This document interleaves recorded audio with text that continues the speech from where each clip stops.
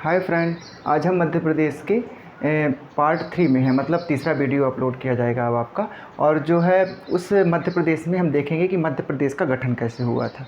ठीक है, तो मध्य प्रदेश का जो गठन हुआ था तो उस टाइम पीरियड पे हमारा जो मध्य प्रदेश की जो भौगोलिक स्थिति थी वो ये थी। हम अगर आज का मैप देखते हैं तो हमें इस तरह का मध्य प्रदेश देखने को नहीं मिलेगा। ये 1947 की जो डेट है जहां भारत आज़ाद हुआ था, उस टाइम पीरियड में जो मध्य प्रदेश की जो स्थिति थी वो ये मैप में है। अभी हम इसमें सुधार भी करते चलेंगे। आगे चलते हम देखते हैं कि मध्य प्रदेश का जो गठन है उसे मैंने 3 पार्ट में डिवाइड कर दिया है, क्योंकि पढ़ने के उद्देश्य से अगर देखा जाए कि अगर एक लेंदी टॉपिक हो जाता है और उसे अगर हम डिवाइड कर लेते हैं छोटे छोटे खंडों में तो वह हमें याद भी हो जाता है और पढ़ने में आसानी होती है। देखते हैं कि मध्य प्रदेश का जो गठन हुआ था तो सबसे पहले हम उसे जो 3 पार्ट में डिवाइड किए हैं। सबसे पहले वो जो पार्ट हैं 1947 से लेके 1956 तक, 1956 से लेके सन 2000 तक और सन 2000 से लेके अब तक। देखिए आप यहाँ पे देखेंगे तो हमने 3 पार्ट में डिवाइड कर दिया था। हुआ क्या था, जब भारत देश आज़ाद हुआ था तो हमारा जो ये मध्य प्रदेश है वह आज के जैसे नहीं था। ना तो तहसीलें थी, ना तो ज़िले थे, ना तो संभाग थे। ठीक है, तो यहाँ पे हम देखते हैं कि तो आखिर था क्या। वहाँ पर उस टाइम पे कुछ ब्रिटिश प्रांत थे और कुछ देसी रियासतें थी। इन दोनों को मिलाकर हमारे मध्य प्रदेश को 3 पार्ट में डिवाइड कर दिया। ठीक है, तो पहला पार्ट था पार्ट ए, दूसरा पार्ट था पार्ट बी और तीसरा पार्ट सी। 3 पार्ट में हमने मध्य प्रदेश को डिवाइड कर दिया। ये 1947 से 1956 के बीच की घटना है। ठीक है, यहाँ पे तहसील ही नहीं थी, यहाँ पे आपका ज़िला नहीं था, यहाँ पे आपका संभाग नहीं था। यहाँ पे क्या था, कुछ देसी रियासतें थीं और कुछ ब्रिटिश प्रांत थे। अब हम देखते हैं जब पार्ट ए और पार्ट बी और पार्ट सी में हमारे मैप को हमने डिवाइड कर दिया, इसके बाद इन तीनों की अलग अलग राजधानियाँ थीं उस टाइम पे। ठीक है, और हमारा जो भोपाल था वह क्या था, वह एकदम बिल्कुल अलग था। उस टाइम पे भोपाल एक अलग था और उस टाइम पे भोपाल के जो नवाब थे दोस्त हमीदुल्ला खां, उन्होंने भारतीय संघ में विलय होने से मना कर दिया था। तो 1947 में उन्होंने मना कर दिया, लेकिन आगे चल के 1949 में फिर ये भोपाल पार्ट सी का हिस्सा बन जाता है। ठीक है, तो हमें याद रखना है हर चीज़, एक छोटे छोटे जो बिंदु हैं उनको जरूर याद रखेंगे। ठीक है, और 1956 के टाइम में ये भोपाल क्या था, ज़िला नहीं था, तहसील थी, और जब इसे अपना वो बनाया गया था, राजधानी बनाई गई थी 1956 के टाइम। ठीक है, तो हमें कुछ बेसिक चीज़ें याद रखनी हैं। तो पार्ट ए को सेंट्रल प्रोविंस एंड बरार के नाम से जाना जाता था। ठीक है, और इसे ही मध्य प्रदेश के नाम से जाना जाता था। इसीलिए कभी कभी पूछा जाता है कि 1956 से पहले मध्य प्रदेश की राजधानी क्या थी, तो क्या थी, नागपुर थी। तो इसकी राजधानी नागपुर थी पार्ट ए की। पार्ट बी की राजधानी 6 महीने के लिए इंदौर रहा करती थी। ठीक है, याद रखना है सब कुछ। और 6 महीने के लिए आपका ग्वालियर रहा करती थी। तो हमें ये दोनों चीज़ याद रखनी है कि 6 महीने के लिए इंदौर और 6 महीने के लिए ग्वालियर पार्ट बी की राजधानी थी। और पार्ट सी जो रीवा के नाम से, विंध्य प्रदेश के नाम से जाना जाता था, देखिए विंध्य प्रदेश, ठीक है, इसकी राजधानी थी रीवा। तो हमें तीनों की राजधानियाँ याद रखनी है। मैक्सिमम इसकी राजधानियाँ थी पार्ट ए की, जिसे सेंट्रल प्रोविंस के नाम से जाना जाता है। तो ये मध्य प्रदेश का पुराना नाम है। हमें एक एक बिंदु नोट डाउन भी करते चलना है। ठीक है, तो हम देखेंगे कि 1956 से पहले मध्य प्रदेश की राजधानी क्या थी, तो वह नागपुर थी। देखिए यहाँ पे मैंने लिख भी दिया है। और 1947 में मध्य प्रदेश की जो स्थिति है ये, तो उसे 3 श्रेणियों में बांट दिया गया है। पहली श्रेणी, दूसरी श्रेणी और तीसरी श्रेणी, और तीनों के जो राजधानियाँ थीं वह भी लिख दी गई हैं। आप यहाँ देखेंगे कि पार्ट ए की राजधानी नागपुर थी, पार्ट बी की राजधानी 6 महीने इंदौर रहा करती थी और 6 महीने ग्वालियर रहा करती थी, और पार्ट सी की राजधानी थी विंध्य प्रदेश के रीवा। ठीक है, यहाँ तक आपका क्लियर हो गया। हम 1947 से 1956 के बीच की घटना की बात कर रहे हैं। तो 1947 के बाद 1948 में, जून 1948 में एक कमेटी गठन होता है जिसे एसके आयोग के नाम से जाना जाता है। अब यह कमेटी गठन क्यों होता है, क्योंकि जनता जो है इस बंटवारे से खुश नहीं थी कि हमें कुछ देसी रियासतें हैं और कुछ ब्रिटिश प्रांत हैं, इस तरह से हमको रख दिया गया है। वो चाहते थे कि हमें भाषा के आधार पर राज्यों का गठन होना चाहिए। तो जो एसके आयोग जून 1948 में बनता है तो उसकी जो रिपोर्ट आती है, कब आती है, दिसंबर 1948 मतलब 6 महीने में ही उन्होंने अपनी रिपोर्ट प्रस्तुत कर दी। और उस रिपोर्ट में यह लिखा रहता है कि भाषा के आधार पर राज्यों का गठन नहीं होगा, क्या होगा, प्रशासनिक व्यवस्था के आधार पर राज्यों का गठन होगा। तो यहाँ से लोगों को कुछ मिला नहीं और आगे चल के वही आक्रोश लोगों में था, ठीक है, कुछ जगह जगह आंदोलन हो रहे थे। इसके बाद 1948 में एक और आयोग का गठन होता है जिसे JVP आयोग के नाम से जाना जाता है। हमें समितियां बिल्कुल याद रखनी है, ये आयोग या समिति कुछ भी कह सकते हैं, तो हमें आयोग या समिति दोनों को याद रखना है, ठीक है ना। कहीं जहाँ जहाँ आप आयोग देखेंगे उसी को समिति भी कहते हैं, ठीक है ना। तो आयोग मैं लिख दिया हूँ ताकि मतलब पढ़ने में आसानी हो आप लोगों को, आयोग जल्दी से आदमी बोल देता है, ठीक है। तो 1948 में एक समिति का गठन होता है या आयोग का गठन होता है जिसे JVP के नाम से जाना जाता है। इसमें 3 लोग थे, देखिए, J से जवाहरलाल नेहरू, V से वल्लभ भाई पटेल और P से पट्टाभी सीतारामैया। इन तीनों के नाम याद रखना है। अगर एक बार आप बैक करके फिर से दोबारा देख लेंगे तो आप नाम जरूर नोट डाउन कर लीजिएगा। 1948 में एक और कमेटी का गठन होता है जिसने 1949 में अपनी रिपोर्ट प्रस्तुत की। इस रिपोर्ट में भी लिखा हुआ था कि भाषा के आधार पर हम राज्यों का गठन नहीं करेंगे, अगर राज्यों का गठन होगा तो वह प्रशासनिक व्यवस्था के आधार पर होगा। चलिए फिर आगे चल के देखते हैं होता क्या है। तो उसी 1949 में एक आंदोलन तो जगह जगह चले थे, एक तेलुगु भाषी आंदोलन होता है। उस तेलुगु भाषी आंदोलन में एक कांग्रेस कार्यकर्ता की मृत्यु हो जाती है क्योंकि वह 56 दिन का अनशन किया था, ठीक है। उस जो कार्यकर्ता का नाम आप देखेंगे यहाँ पे कि पोट्टी श्री राम लुलू जो थे ये कांग्रेस के कार्यकर्ता थे। इन्होंने तेलुगु भाषी आंदोलन में अपनी सहभागिता दी और 56 दिन का इन्होंने अनशन किया और जिससे इनकी मृत्यु हो गई। तो यह भी पॉइंट अपन को 1949 में याद रखना है। इसके बाद हम देखते हैं आगे चल के कि 1 अप्रैल 1953 से थोड़ा सा बदलाव आना शुरू होगा अब, क्योंकि 1 अप्रैल 1953 में आज सबसे पहला जो राज्य का गठन हुआ वह राज्य का नाम था आंध्र प्रदेश। तो यहाँ पे आप देखेंगे कि 1 अप्रैल 1953 को आंध्र प्रदेश का सबसे पहले गठन होता है। तो अगर प्रश्न में आता है तो आप इसे जरूर नोट डाउन कर लें, ठीक है। और इसके बाद आगे चल के देखते हैं कि उसी 1953 में एक और आयोग का गठन होता है, क्योंकि मध्य प्रदेश का हमें वो भाषा के आधार पर उसको अलग अलग करना था, तो इसलिए एक आयोग का गठन और होता है जिसे फजल अली आयोग के नाम से जाना जाता है। यह भी 3 सदस्य यहाँ पे थे। फजल अली जो ये थे ये अध्यक्ष थे और M पडिक्कर 1 और हृदयनाथ कुंजरू 2, मतलब टोटल मिला के 3 लोग थे। तो इनको भी याद रखना है। फजल अली आयोग कब आया था? 1953 में, और इसने अपनी रिपोर्ट प्रस्तुत की थी 1955 में। तो इस रिपोर्ट में उन्होंने प्रस्तुत किया और यहीं से अपने मध्य प्रदेश का जो है गठन हुआ, ठीक है। तो आगे चल के देखते हैं कैसे गठन हुआ। 7वें संविधान संशोधन अधिनियम 1956 के तहत अपने भारत का जो 14 राज्य थे और 6 केंद्र शासित प्रदेश थे, इनको जो है भाषा के आधार पर गठन कर दिया गया, ठीक है। तो कौन से संशोधन अधिनियम? तो आपके 7वें संविधान संशोधन अधिनियम 1956 के तहत, ठीक है, क्या हुआ? अपने मध्य प्रदेश का गठन। अपना ये देखिए 14 राज्य थे और 6 केंद्र शासित प्रदेश थे, तो 14 राज्य में ही एक अपना मध्य प्रदेश था। यहाँ तक बिल्कुल आप नोट डाउन करते चलें। और इसके बाद 1 नवंबर 1956 को हमारा मध्य प्रदेश बन के तैयार होता है। और तब मध्य प्रदेश में क्या होता है?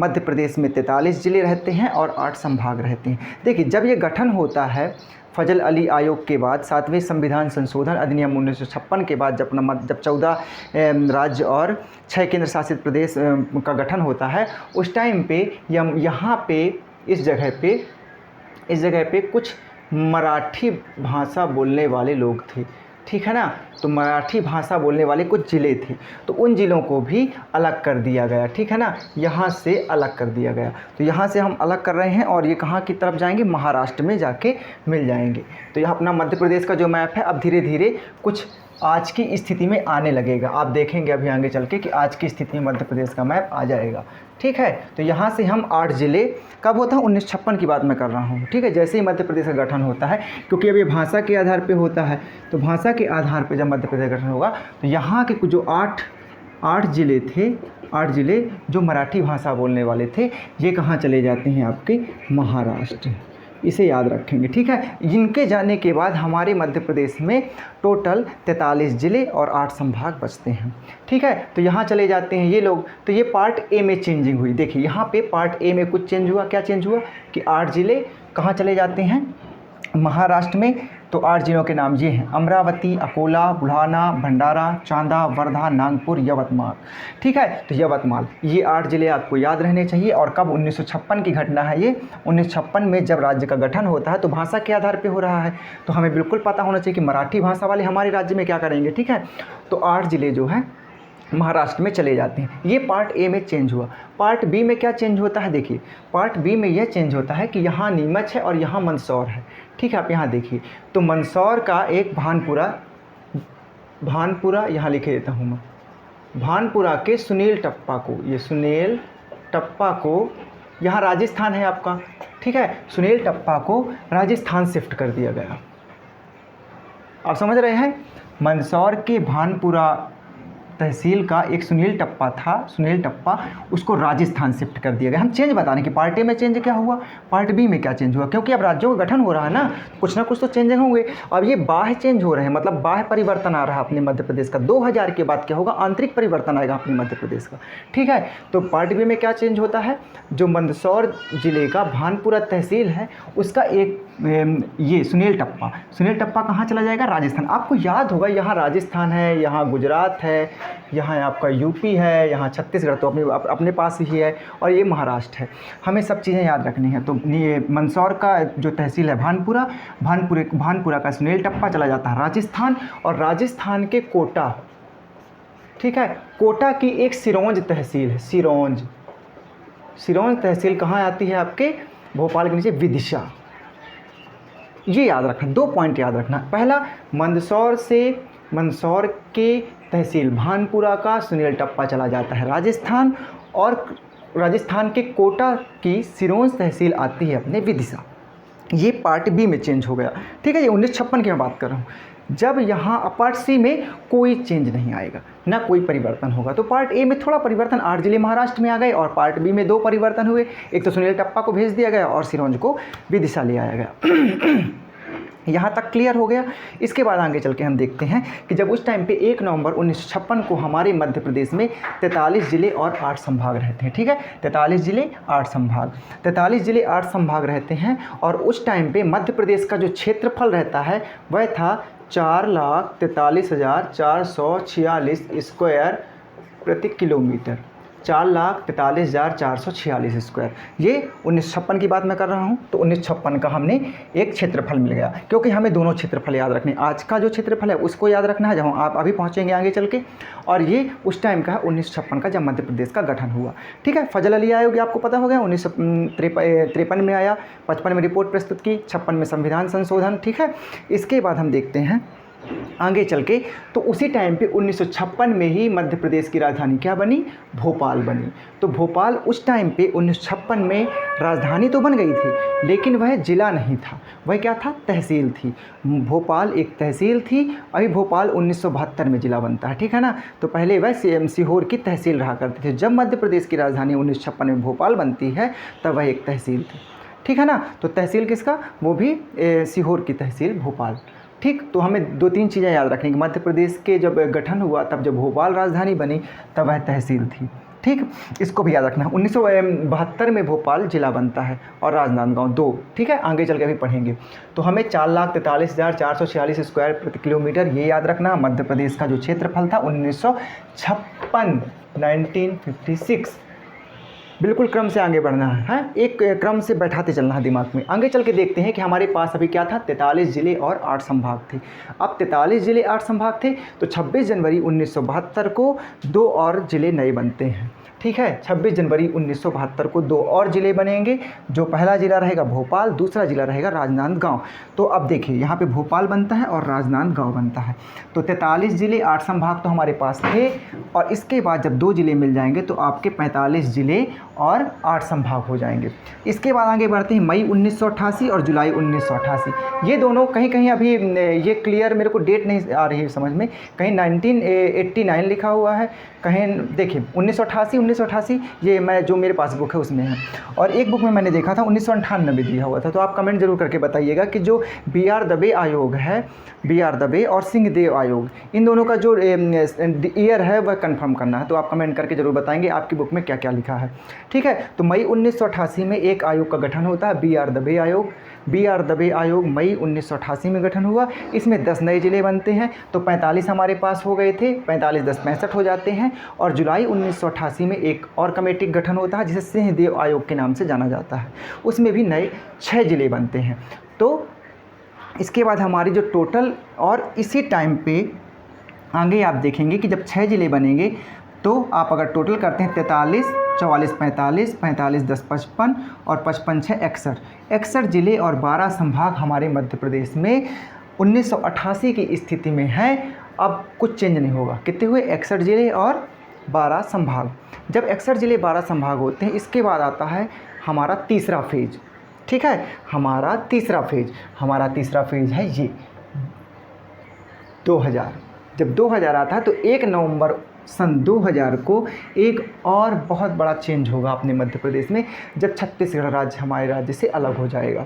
ठीक है, तो अब हम पुनः उसको जो है छत्तीसगढ़ को भी अलग किए देते हैं, और जब छत्तीसगढ़ अलग होगा तो उसमें भी कुछ ज़िले चले जाएंगे, कुछ संभाग चले जाएंगे। अभी हमारे पास कितने? 61 ज़िले और 12 संभाग हैं।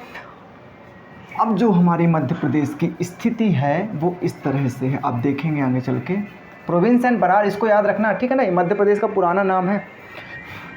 अब हमारा मध्य प्रदेश कुछ इस तरह से दिखेगा। तो हमारा मध्य प्रदेश इस तरह से दिख रहा है, और हमने छत्तीसगढ़ को अलग कर दिया। कब किया? 1 नवंबर सन 2000 को। 1 नवंबर सन 2000 को हमने छत्तीसगढ़ अलग किया, और अलग करने के बाद 45 ज़िले 9 संभाग हमारे हो गए मध्य प्रदेश में, और 16 ज़िले 13 संभाग चले जाते हैं छत्तीसगढ़ में। तो आप देखेंगे 16 ज़िले और 3 संभाग चले गए, और हमारे पास 45 ज़िले 9 संभाग हैं। तो 45 16 61 और 9 3 12, इसे भी जरूर टोटल कर लेंगे। तो ये बात है 1 नवंबर सन 2000 की। इसके बाद हमारे पास अब कितने ज़िले बचे सन 2000 की स्थिति में? सन 2000 की स्थिति में हमारे पास 45 ज़िले और 9 संभाग रह गए। ठीक है, तो आगे चल के देखते हैं 46वां ज़िला कब बनता है। तो 15 अगस्त सन 2003 को हमारे पास 3 नए ज़िले बन के आते हैं। तो 15 अगस्त 2003 का मतलब 3 ज़िले। 3 ज़िले कौन कौन से हैं? तो 46वां था अशोकनगर, जो गुना से अलग होकर बना था। 47वां अनूपपुर, जो शहडोल से अलग होकर बना था। 48वां ज़िला बुरहानपुर, जो खंडवा से अलग होकर बना था। तो अब हमारे पास 48 ज़िले हो गए। और इसके बाद हम आगे चल के देखते हैं, तो मई 2008 में एक और परिवर्तन। अब ये देखिए, अब यहाँ पे आंतरिक परिवर्तन, अब हमारे मध्य प्रदेश के अंदर जो हो रहा, अब बाह्य परिवर्तन कुछ नहीं हो रहा। ठीक है ना, अंदर जो है परिवर्तन हो रहे हैं। तो मई 2008 में 2 ज़िले और बनेंगे। 49वां अलीराजपुर, जो झाबुआ से अलग होगा, और 50वां सीधी, जो सिंगरौली से अलग होगा। हमारे पास 50 ज़िले हो गए। और इसी सन 2008 में शहडोल संभाग बनता है, तो इसे भी नोट डाउन करेंगे, जो 10वां संभाग हो जाएगा।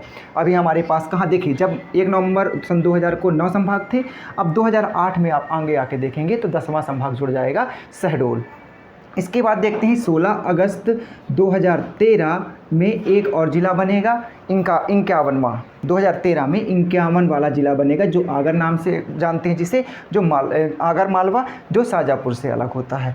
और 2018 में 52वां ज़िला बनता है निवाड़ी, जो टीकमगढ़ से अलग होता है। ठीक है, तो यहाँ तक 52वां तक तो हम पढ़ लिए हैं। इसके बाद 3 और ज़िले प्रस्तावित हैं। उन तीनों को 18 मार्च 2020 को इनको प्रस्ताव में लाया गया था कि अब ये नए ज़िले बनेंगे। तो 53वां ज़िला नागदा, जो उज्जैन से अलग हुआ है, और 54वां ज़िला चाचौड़ा, जो गुना से अलग होगा, और इसके बाद 55वां ज़िला मैहर, जो सतना से अलग होगा। तो हमने यहाँ पे नंबरिंग भी ज़रूर करके रखी है, तो आप भी नंबरिंग करके ज़रूर लिखिएगा, क्योंकि कभी कभी प्रश्न आ जाता है 46वां ज़िला, 47वां ज़िला, 51वां ज़िला किससे अलग हुआ है, यह भी नोट डाउन करना है। ठीक है, कि उज्जैन से अलग हुआ है, कौन सा, मतलब अगर अशोकनगर आता है तो गुना से अलग होकर बना है। अभी जब हम आगे चल के वो आपके डिस्ट्रिक्ट पढ़ेंगे, ज़िले पढ़ेंगे, संभाग पढ़ेंगे, तब और अच्छे से क्लियर हो जाएगा आपका, धीरे धीरे क्लियर होगा। कोई चीज़ एक साथ ही क्लियर नहीं हो जाती है। हमें मध्य प्रदेश गठन पढ़ना है, हम मध्य प्रदेश गठन पार्ट में डिवाइड करके पढ़ रहे हैं कि 1947 से 56 के बीच में पढ़ लेंगे, फिर 56 से 2000 के बीच में पढ़ लेंगे, फिर 2000 से अब तक क्या चेंज हुआ उसको पढ़ लेंगे। मध्य प्रदेश की पहले राजधानी क्या थी, मध्य प्रदेश की तब राजधानी क्या थी जब उसका गठन हुआ था। ठीक है, इस तरह से हम एक एक पॉइंट को, और समितियाँ, मतलब आयोगों को हमको अच्छी तरीके से देख लेना है और याद कर लेना। बहुत सारे आयोग हैं। ठीक है, तो आप इन सब चीज़ों को आप अच्छे से नोट डाउन कर लेंगे, और बिल्कुल प्रेशर लेकर नहीं पढ़ना है, एक अच्छे दिमाग में प्रेशर नहीं रखना। ठीक है ना, आराम से पढ़ना है। और इस मैप को आप देखें, अब ये एमपी का वर्तमान वाला मैप। अच्छा, एक चीज़ और, इस समय मध्य प्रदेश की जो मध्य प्रदेश का क्षेत्रफल है वो कितना है, वो आप लोग कमेंट करेंगे। ठीक है, आज की डेट में मध्य प्रदेश का जो क्षेत्रफल है वह कितना है उसे आपको कमेंट करके बताना है, ठीक है। हालांकि मैं बता सकता हूँ अभी, लेकिन मैं नहीं बताने वाला। आप लोग कमेंट भी नहीं करते हैं, इसलिए पूरा वीडियो देखा करिए और बीच बीच में मैं आप लोगों को कुछ ना कुछ बताता रहता हूँ, उसको कमेंट भी करना है। जब आप किसी को ढूंढेंगे, जब उसको पढ़ेंगे तो वो चीज़ और देर तक याद रहेगी आपको, ठीक है। चलिए आज के लिए इतना ही, बाकी अब कल आगे चल के अपने सिलेबस के अकॉर्डिंग और आगे बढ़ते हैं। और अगर आपको कुछ समझ में नहीं आया है यहाँ से लेके आपका पूरा जो मध्य प्रदेश का गठन है, तो आप कमेंट बॉक्स में ज़रूर लिखिए कि हमें यहाँ समझ में नहीं आया है। आपके डाउट क्लियर किए जाएंगे, ठीक है। धन्यवाद।